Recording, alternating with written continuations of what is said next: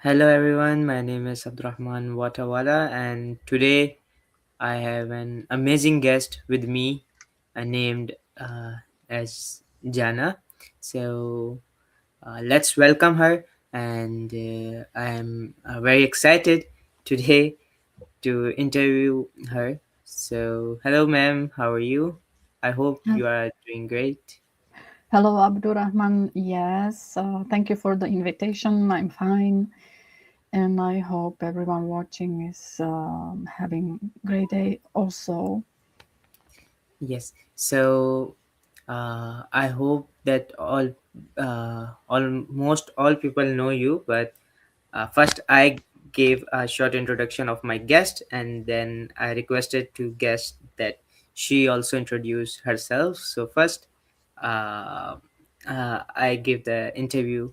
So sorry, I give the introduction of my guest. So Miss Jana is a communication specialist supporting Rehan School, and she has worked across multiple industries including travel management, IT, paragliding, manufacturing, and she is a mother of two children, and she is passionate about books, podcast, travel, and continuous learning. So yeah, now I request you to kindly give your introduction so people know you hmm as well. hmm Yes, I would describe myself as very ordinary person. I was living in a village when I was a child, living in a bubble. As you can imagine, 50 years ago, there was no phone, maybe one phone in the village. So yeah, people lived in smaller bubbles before. I was I studied or decided to study management of travel agencies at Hotel Academy in a very beautiful small town in Slovakia, a spa town. So it was always full of foreigners there.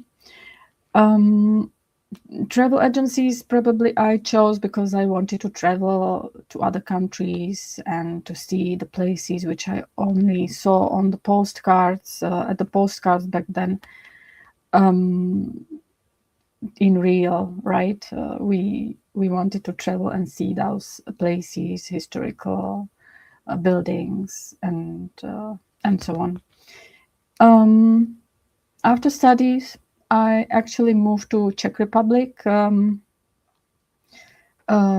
If those who are watching don't know, Slovakia and Czech Republic were once one republic, Czechoslovakia, and they split into two. And so it wasn't like a big change to travel to different country when I was moving to Czech Republic. It was really like same environment, same people, similar language. I was working shortly for IT company. I then got married and raised two kids. And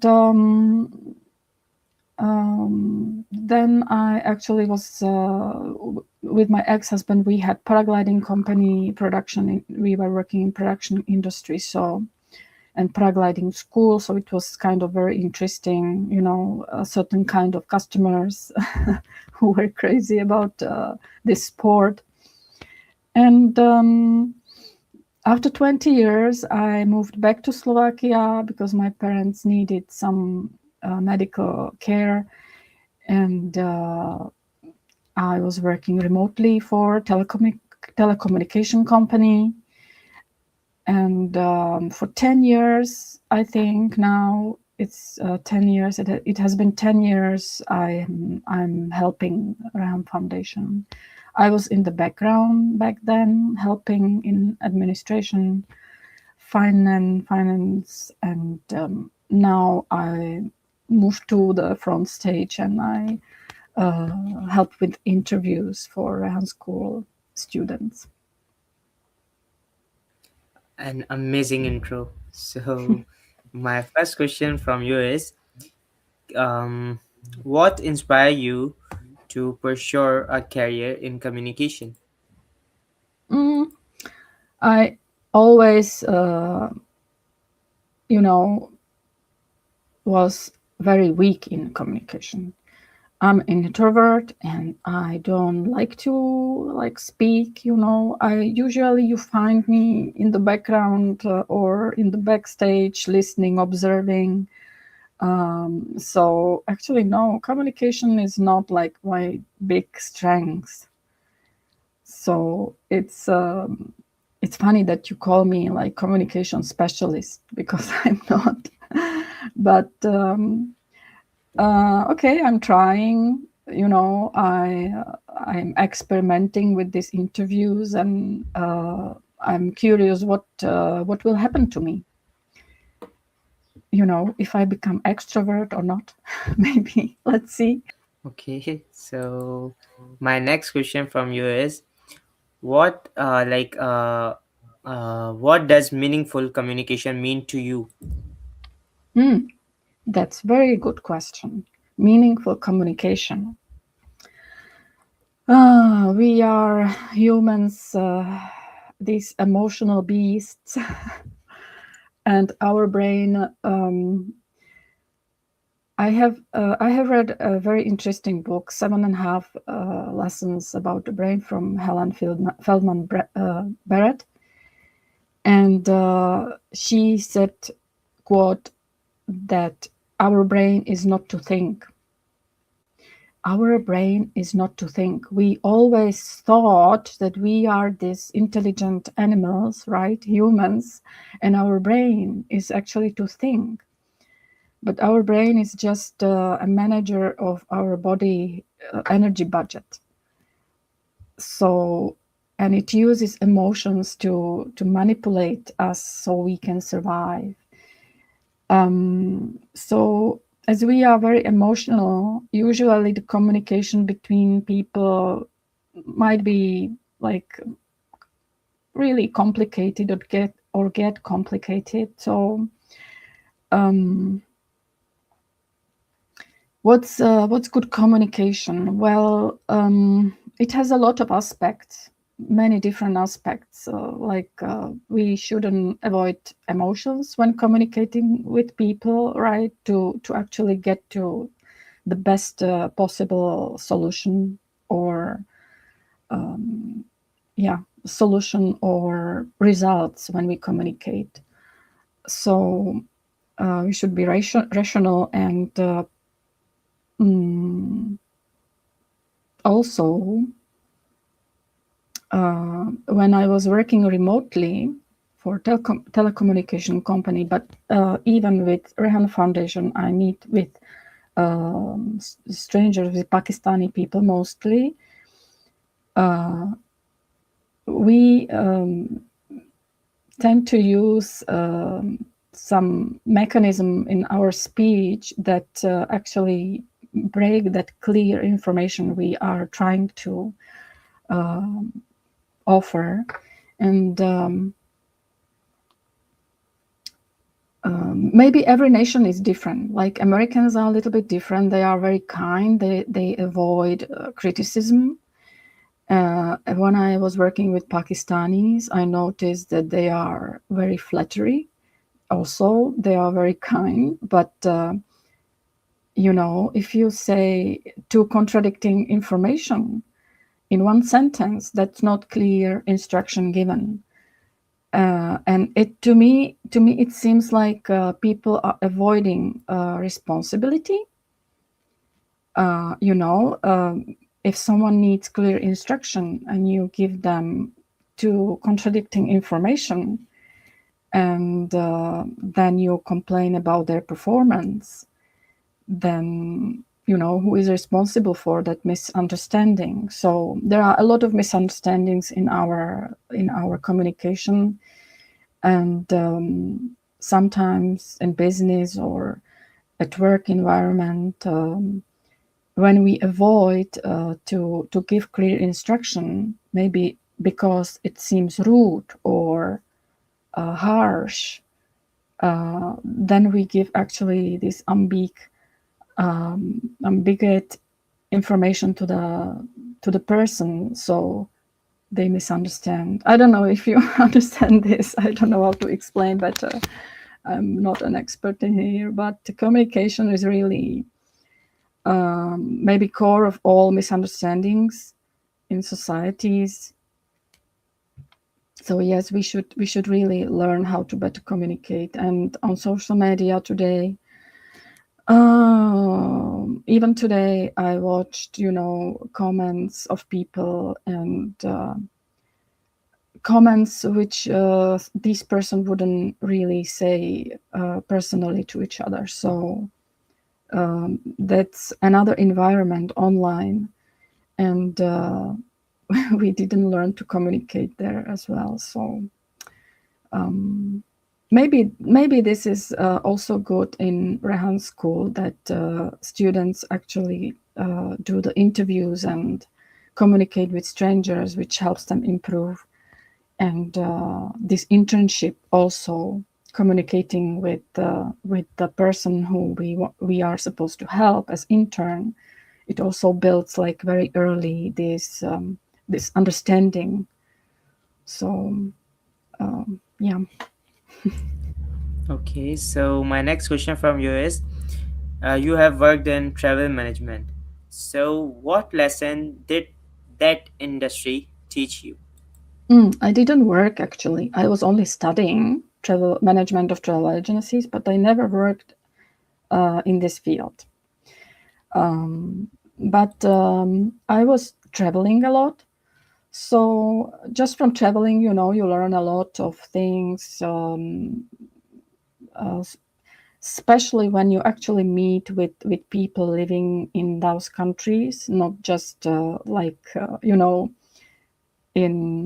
in Slovakia, we don't have a sea, so people go for a vacation to Croatia or to Egypt, and they spend whole vacation in some hotel complex, and they don't meet, the domestic people at all. So it's a very isolated experience. It's like just from one bubble you go to another bubble, and you don't learn anything this way. So when traveling, I encourage people to really meet with people living in that country which they visit, and talk to them, and you really get this wide perspective on humanity when you travel and you meet people. Yes, yes, you are right. So, my next question from you is, um, like, uh, what is it like working with international teams? Mm, yeah, that's exactly about communication, right? Like really, when you work remotely and you work in telecommunication company, which is actually operating on the global market and have customers from all over the world, then you speak to a lot of foreigners, and communication is really key here.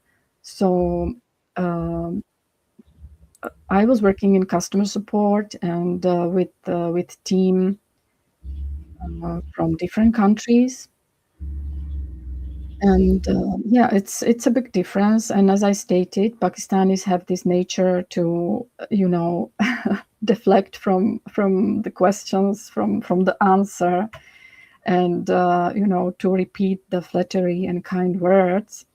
But that actually is core of the misunderstanding. So I can see that, for example, probably Europeans are very straightforward, and it seems rude to many other people from America, from Pakistan. It can feel harsh, but actually it's about really clear instructions given, and you can understand them clearly if it's really straightforward, right? And I know that it's not very like diplomatic, and I know there is a lot of this science, how to deal with employees, and that you have to encourage them. And but there is some limits, encouraging and flattery, and so yeah. I was working remotely, and I really saw that people communicate differently. Um, you have a lot of experience. That's why you can actually use what you have learned in your next uh, steps regarding your professional career. So this is Okay. what I have learned. Okay. So my next question is, how has motherhood influenced your leadership style? What did you think? Mm. Oh yeah.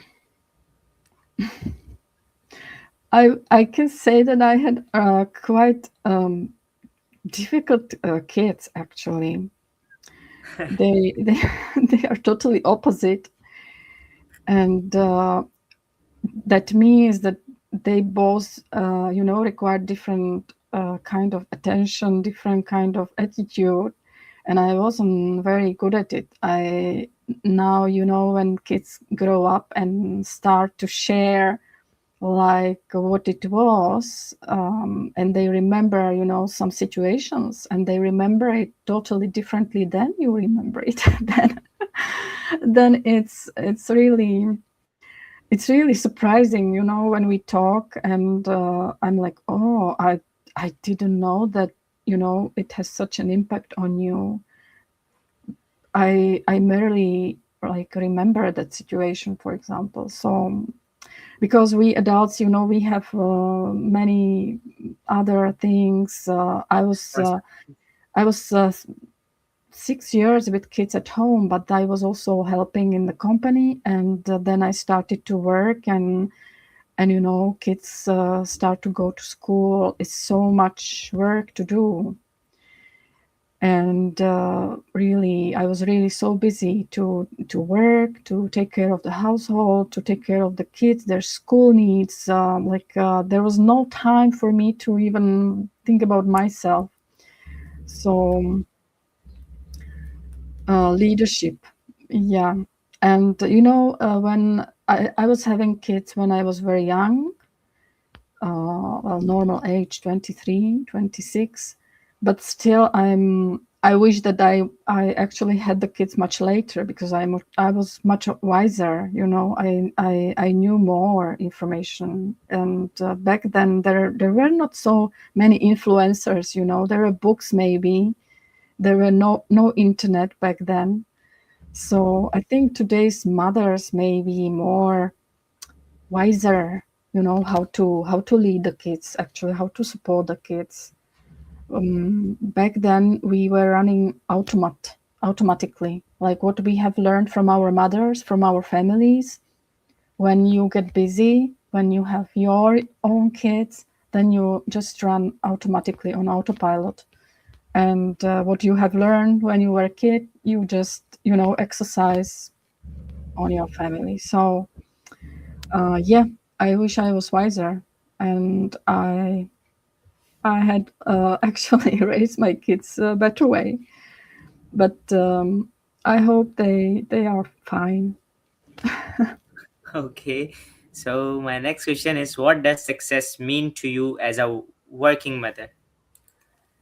I always say, when I was watching these Rehan School students saying what their big goals are, and their big goals are like yours, for example, WaterWala, to solve the problem of water in Pakistan and all around the world, or Poverty Wala, the problems that nobody solved yet. Uh, I was feeling like, oh, I don't know what my dream, my goal is like. Mm, it's difficult for me to find my wala, and I always was saying, when thinking about like my purpose, or I was just like, I just why I live. I just want to be a little bit happy. find as much happy moments as I can when living my life. So and I found that it's not such a small goal. Actually, for many people, it's not small goal to actually feel happiness. So whatever you do, um, just find happiness in small things. O- Okay, so my next question from you is, if communication were a superpower, what would yours be called? If communication was superpower, what would it be called? Yep, You want me to think about some Avenger character? maybe. I think we have maybe such word. It's a leader, no? Yes, it is. I think, right? Leader Yeah. knows how to communicate. Uh,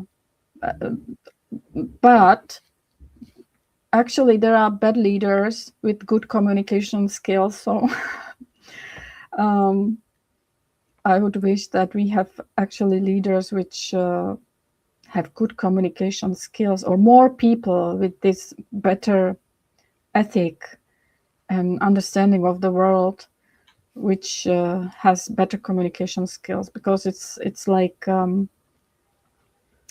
there is some gap, and these people, these really valuable people, are silent, and yeah, people who should be silent, they are not, and they are big leaders today. Okay. So my next question is, like, if your children described your job in one sentence, what would they say? What did you think? I don't know. You should have asked my children what they. But I think, if they watching me doing interviews, I would say there is, and it's the Gen Z generation. I think they actually would describe me as influencer. That's the fashionable, right? That's the fashion today, to to be influencer if you are out there publicly speaking. Okay, so my next question from you is, what does empowerment mean to you? Empowerment. Mhm.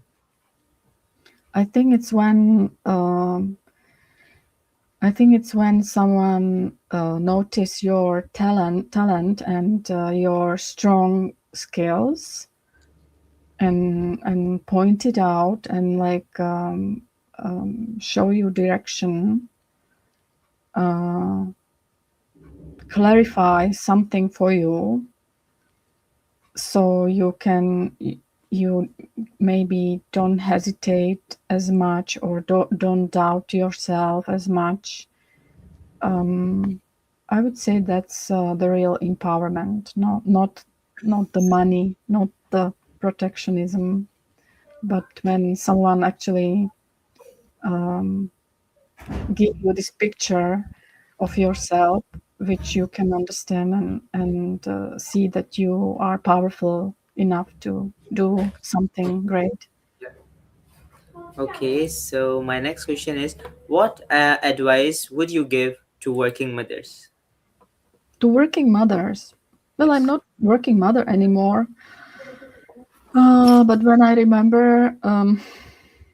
remember myself as working mother, um, I don't want to give this advice only to working mothers. I want to give this advice to actually families, that working mother needs, time, more time. So she needs, family. She needs her husband to give time to her family, so she can also have some free time to spend on herself, on her own development, on her, I don't know, whatever she wants to do. Like if she wants to do sport, if she wants to spend her time, free time without kids, whatever way she wants to spend her time, it's very important um, for working mother to actually have this time for herself. So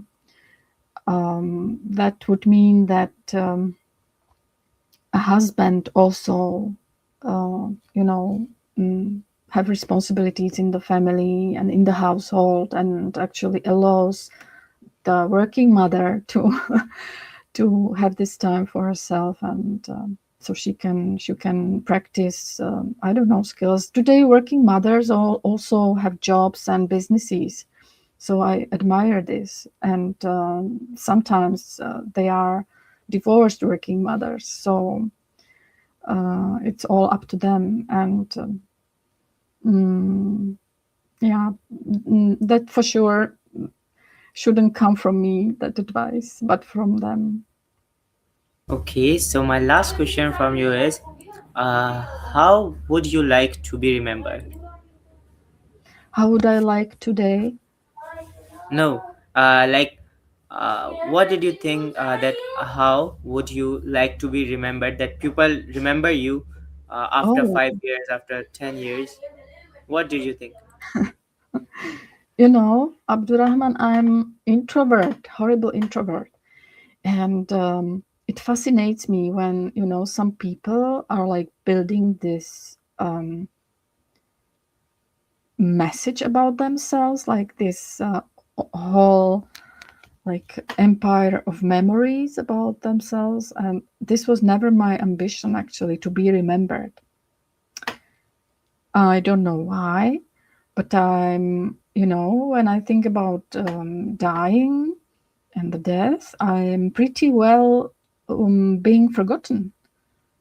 Um, maybe it's really, maybe it's really strange, Yeah. but I want my relatives to, remember me, remember some, I don't know, good situation or funny situation.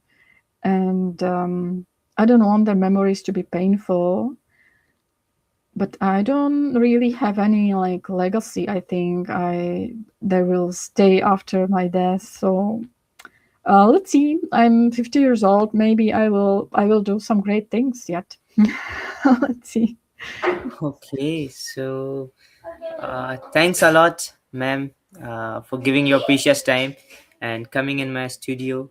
So I Mhm. hope that audience know about you and learn from today's interview. And I hope my questions didn't bore you. No, at all. They were very interesting. Thanks. Maybe I will change also my mind thanks to your questions. Uh, Thank you very much, ma'am. So, in last, would you like to give any kind of advice to our young audience who are watching us? Mm. The young audience, I hope they will be able to live in that age of artificial intelligence and navigate that direction responsibly. I think it's a lot of responsibility I want to put on their shoulders. Um, mm, but I'm a little bit scared of future for our kids, but I can see also a lot of hope. So um, and they are different. Our kids are different. They already live in the technology world, full of digital tools and now artificial intelligence. So they will be different. Um, I hope we will not destroy them, with all these digital tools. Yeah, I hope they will be strong people to navigate that world. Okay, so that's a wonderful advice. So I hope we will meet again soon. And for audience, I like to say that stay tuned with us. Take good care of yourself, and bye bye. Bye bye, Abdul Rahman. Goodbye.